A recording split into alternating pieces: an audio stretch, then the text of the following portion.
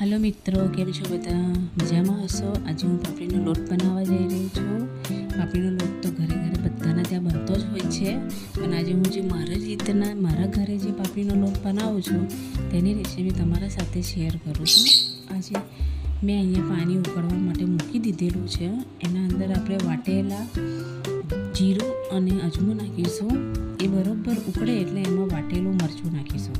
મરચાં તીખાશ તમારા પ્રમાણે લઈ લેવું. તમને તીખું જોઈતું હોય, મોરું જોઈતું હોય, મેં મારી રીતના લઈ લીધું છે, તમે તમારી રીતના લઈ લો. ત્યાર પછી એમાં થોડી હળદર ચપટી, મારા ઘરમાં તો બધાને હળદર નાખેલો જ ભાવે છે, પણ કોઈને હળદર ના નાખવી હોય તો નહીં નાખવાનું. થોડી ચપટી હળદર અને મીઠું, સ્વાદ અનુસાર મીઠું નાખો.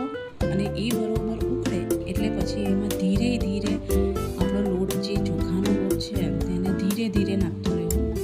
ધીરે ધીરે એટલે નાખવું કારણ કે જો લોટમાં ગઠણ પડી ગયું તો તમારા ખાતા વખતે એ ગઠણ તમારા મોઢામાં આવશે કાચું.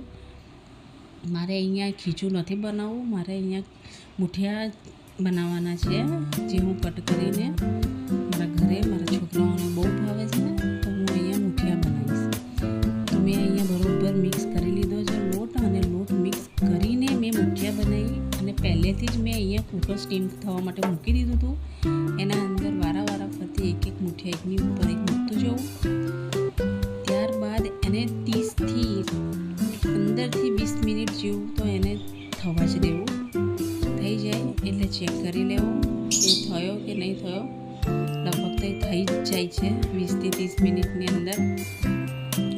ત્યાર પછી એને બહાર કાઢી ઠંડો કરી અને મીડિયમ ગુલ્લા કરી દેવા. એ ગુલ્લા થઈ જાય એટલે એના અંદર તમારે જે તેલ ખાવું હોય, સિંગ તેલ ખાવું હોય કે કપાસિયા ખાવું હોય, તમને જે ભાવતું હોય તે નાખો. મેં તો એ સિંગ તેલનો ઉપયોગ કર્યો છે. ત્યાર પછી એમાં નાખ્યો છે સંભારો, જે અથાનો મસાલો હોય છે તે, અને થોડું લાલ મરચું. એ બે વસ્તુ નાખી અને બરાબર મિક્સ કરી લેવું છે. તમને લીંબુ ભાવતું હોય તો તમે લીંબુ બી નાખી શકો છો, એનાથી ટેસ્ટ સરસ આવે છે. પણ મેં અહીંયા લીંબુ નહીં નાખ્યું. બસ આ બધું મિક્સ કરી અને બસ પાપડીનો સ્વાદ